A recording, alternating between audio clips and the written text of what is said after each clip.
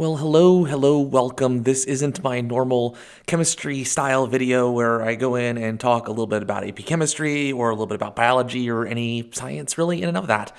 But rather, this is a video about a journey that I've had over the past couple of years and how I've been able to implement some more inquiry-based learning in my classroom, thinking about the TV show Taskmaster. It sounds a bit weird that the two are related, but as I've thought more and more about the concept of Taskmaster, what it represents, what the show actually does, it really correlates to some really important inquiry-based learning skills that I think would benefit our students if we gave opportunities for them to complete tasks in a similar way that they do on Taskmaster.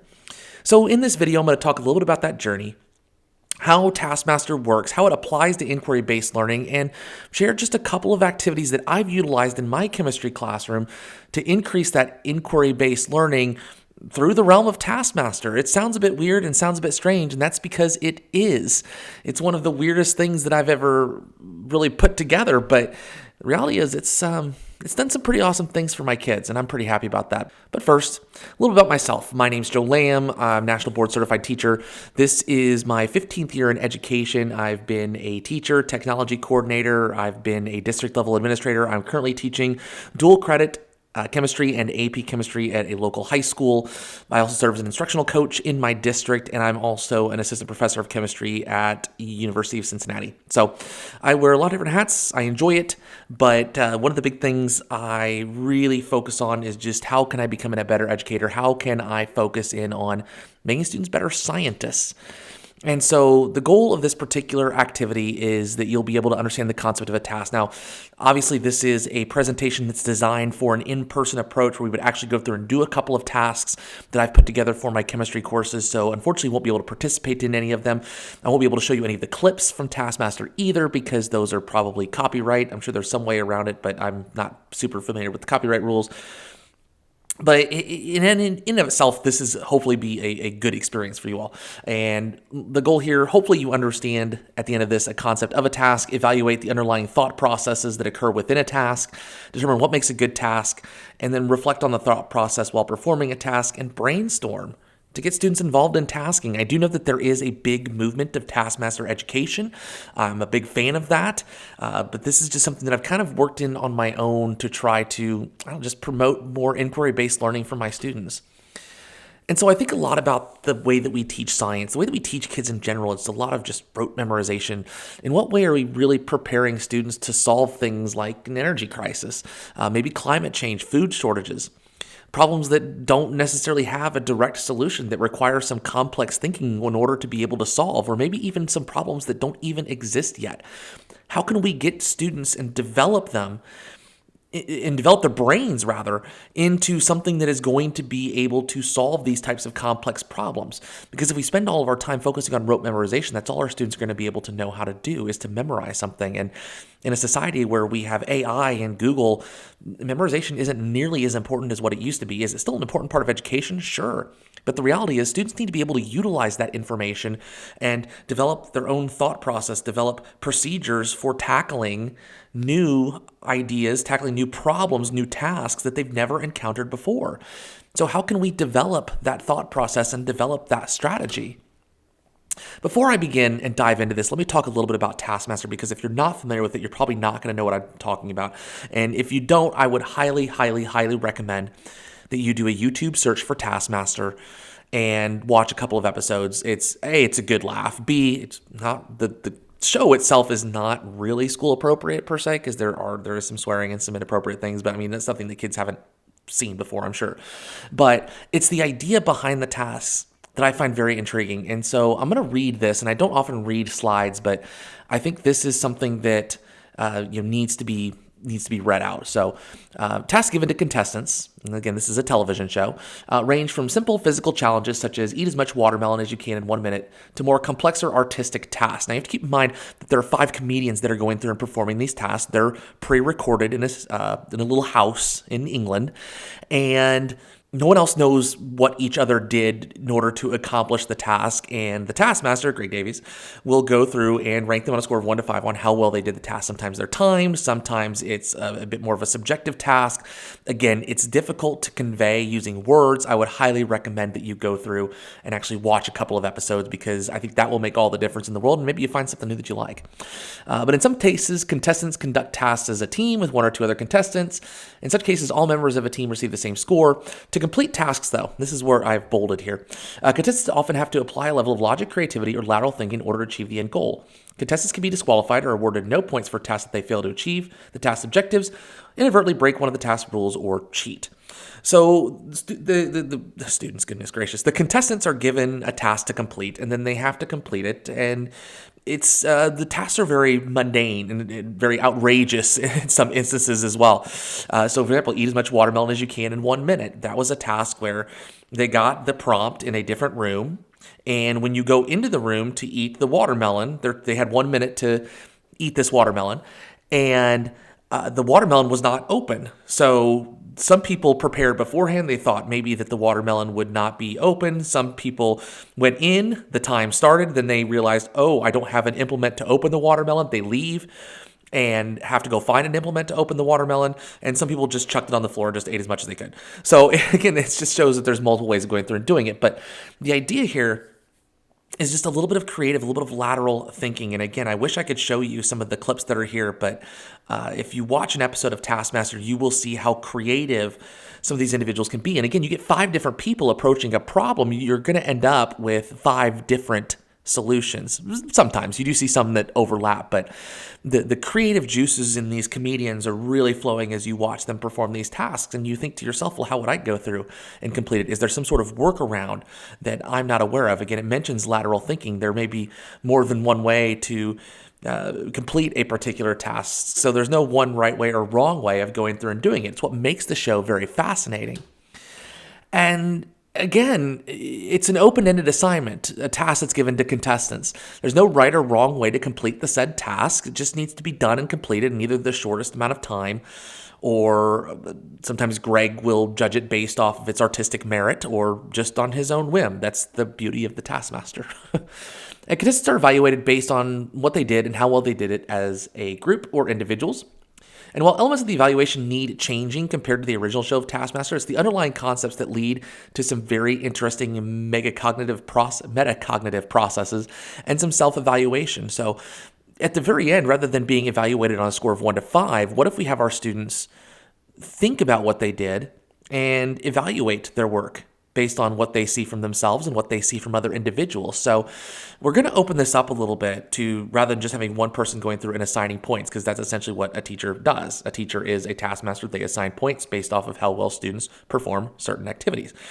But what about a little self-evaluation from the individuals themselves?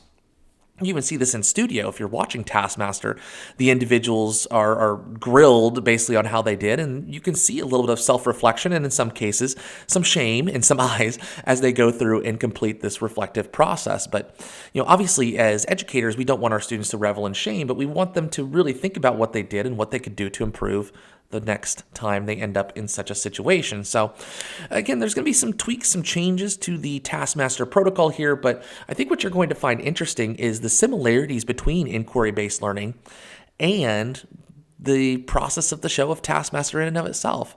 Now again, I have some videos that are here. I can't show these videos to you, but these are just some various tasks in Taskmaster that unfortunately, due to copyright reasons, I can't show you. This one was from season 1 where they had to land a tea bag into a mug from the longest distance, and they had an hour to complete this. And so several of the contestants just, grabbed a handful of tea bags and chucked them. Some chucked them one at a time.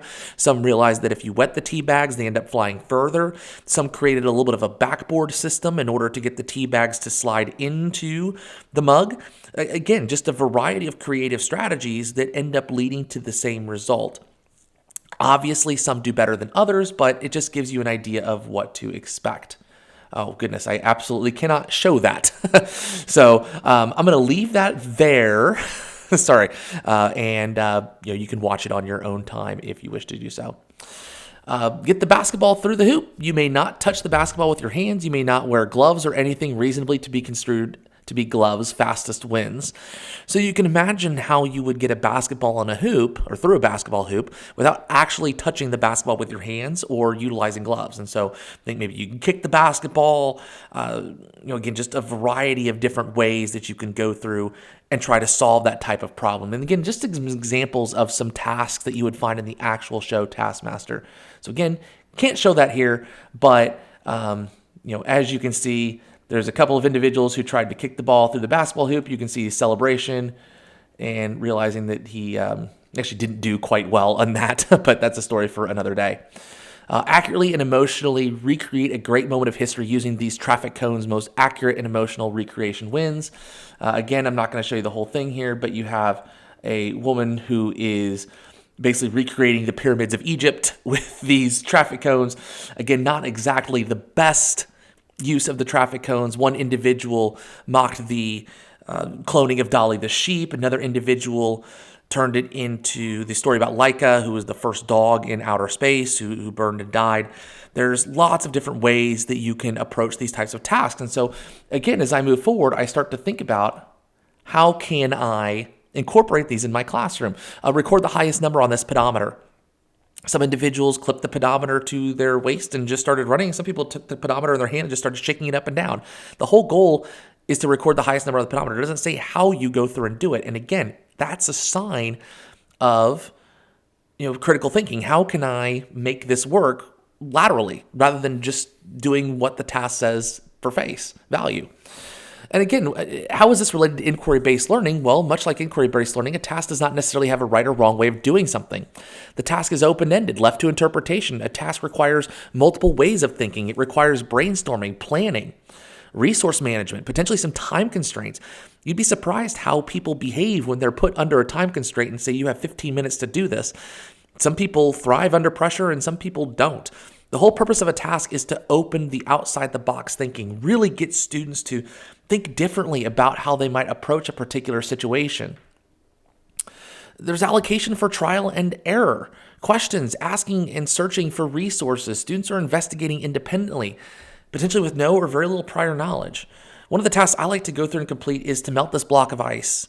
You have the fastest wins, your time starts now, and I just give them a chunk of ice and tell them to melt it. And some recognize that breaking it into smaller pieces will make it melt faster. Some just run it under some water.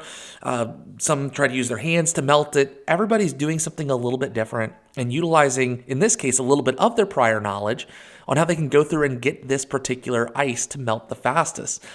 And again, you also start noticing intrinsic collaboration within a group as well. If you have teams or groups, individuals tend to naturally take roles in that particular team. We'll talk a little bit more about maybe assigning roles a little bit later on for individuals who maybe aren't comfortable with the task process as of yet. But as you can see here, if we look at the inquiry process on the right-hand side, this directly correlates to a task. So I hope at this point in time you've actually seen a task take place. The first one there is questioning. When you first get a task, you're really questioning, A, what do I know about life in general? But B, how am I going to go through and complete this? Stage 2 is your finding phase. Okay, what tools or implementations do I have that allow me to go through and work and complete the task in and of itself? Stage 3 is using, okay, I'm going to try to utilize the tools that I have to solve this particular puzzle or complete this task. If it doesn't work, I need to really rethink about it. Recording and presenting and evaluating are more kind of the in-studio type situation when you're looking at Taskmaster in and of itself. However, this is something that can be done in the classroom. And you notice, presenting and evaluating, these are all higher order thinking skills that we really want to encourage in our students. One thing you don't see here is a little bit of trial and error as well. So students may find that they've maybe not completed the task in the best way possible, or the tools or implementations that they've used do not work. They go back and rethink and go back to that finding phase or that questioning phase and reevaluate the situation. So again, the whole goal here is just to get students thinking about the task and how they can go through and complete it. So how does this look in the classroom in and of itself? Well, there's no necessarily right or wrong answer. It is possible to change this, right? There can be a right or wrong answer that students go through and evaluate. Fewer little directions. Now, again, this can be adapted based off of grade level. Obviously, younger grade levels may need a little more direction rather than maybe some high school students might. Again, depends on skill level, content knowledge, what you're teaching, etc. But the whole goal here is to promote a deeper level of understanding about the content and promoting scientific thinking and processing. Students need time to process, brainstorm, and execute this. Many times I'll give them 20, 30 minutes to really think about a task that realistically could be completed in 5 or 10 minutes, but I want them to be able to think about their process, really take some time to evaluate themselves, and try to draw the best conclusions that they can. A self-evaluation and reflection is key for this. I really want to get a better understanding of how students are thinking, and the more that they do this, the more they're going to reflect on their own thought process, and as a result, end up succeeding in future tasks. I'll give an example of a Brussels sprout task that I've stolen from Taskmaster New Zealand. The Brussels sprout task is as follows. Make this Brussels sprout float the longest. The Brussels sprout will be dropped from the top of the stairs. Longest floating Brussels sprout wins. You have 20 minutes. Your time starts now. And most students end up building some type of parachute or some type of apparatus for the Brussels sprout to slowly fall down. But the term is float. The term is float. So I've had a few students basically just wrap it in tin foil, take a cooler, bring it down to the bottom of the stairs and just chuck it into the cooler. And technically it's still floating. And again, it's all about just deeper level of thinking. I've had some students build some cool parachutes. I've had some students build a variety of different devices to try to slow the fall of the parachute, or try to slow the fall of the Brussels sprout. And as a result, we get some really interesting and unique thinking strategies as a result of this. But again, this is just one example of a task. Now, I had 2 tasks that I had prepared for my participants in this particular professional development to go through and complete. I typically would need 5 volunteers. I'll need 5 more. And we had a variety of different tasks for them to go through and complete. One of them was to melt the block of ice the fastest. The other one was to measure the length of the hull in toothpicks. I'm actually going to show you towards the end of this all of the different tasks that I utilize in my chemistry classroom. But at the end here, we can encourage student self-reflection and metacognition. So what I have here is just a little sheet that's just some very straightforward and simple prompts, and get deep into the why and how. So what was the task prompt? Who are your partners? What did you do? What was your thought process as you worked to complete the task? What did you think worked? What did you think didn't work? What did you notice others do? And what might you do next time? It's just a way to analyze the thought process and drive home some important conclusions about what they did in the particular task. Is there a best way to complete the task? Maybe. Again, it depends on the type of task that you set for your students. And again, wordplay. The term float means different things to different people.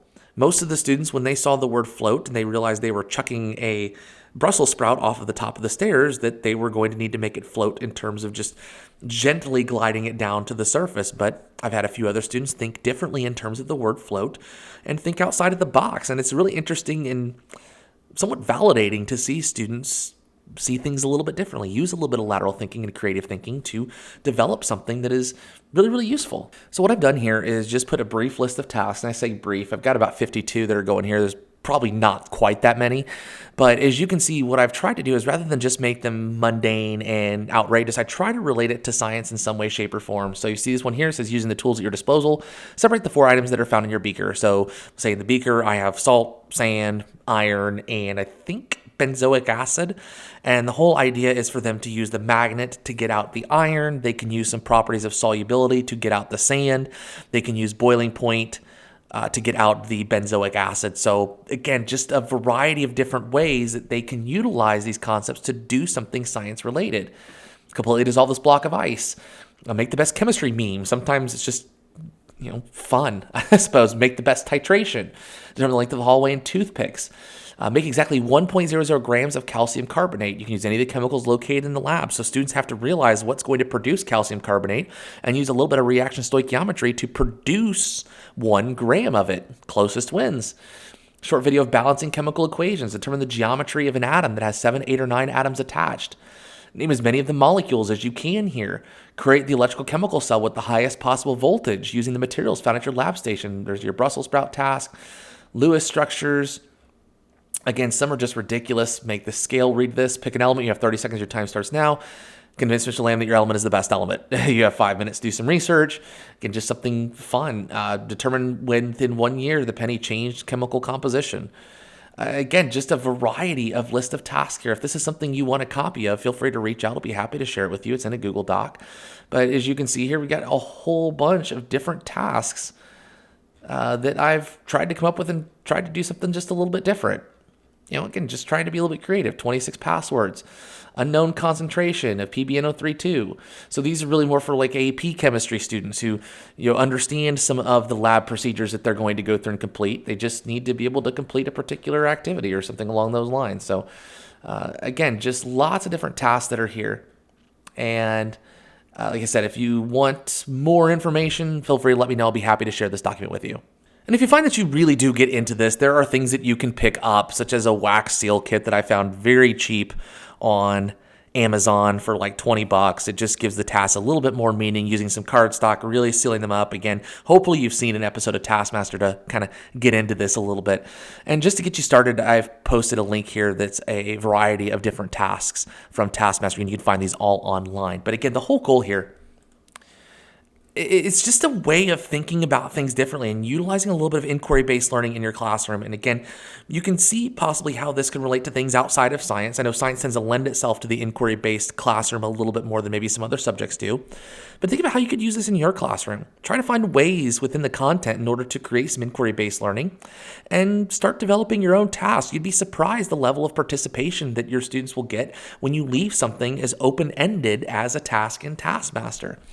And again, as always, if you have any questions on this is normally an hour-long presentation. I've kind of condensed it into about 20 minutes, but I thought I would just post this as something different because this is something that I'm actually quite passionate about and something that I really feel like can play a role in just encouraging kids to be a little bit more thoughtful, a little bit more creative about the content that we provide for them and get them thinking outside of the box and really trying something different per se. So again, just my thoughts on this. I'm always expanding ideas. Feel free to reach out to me if you have any questions or comments or just curious to learn more about it or to share your ideas. I'm curious to know what you know about Taskmaster and education and how that can be helpful to me in my own practices. But until next time, I appreciate your time. Thank you so much. Have a fantastic day. And I guess I'll see you soon. AP Chemistry videos are coming up, I'm sure. Bye, everybody.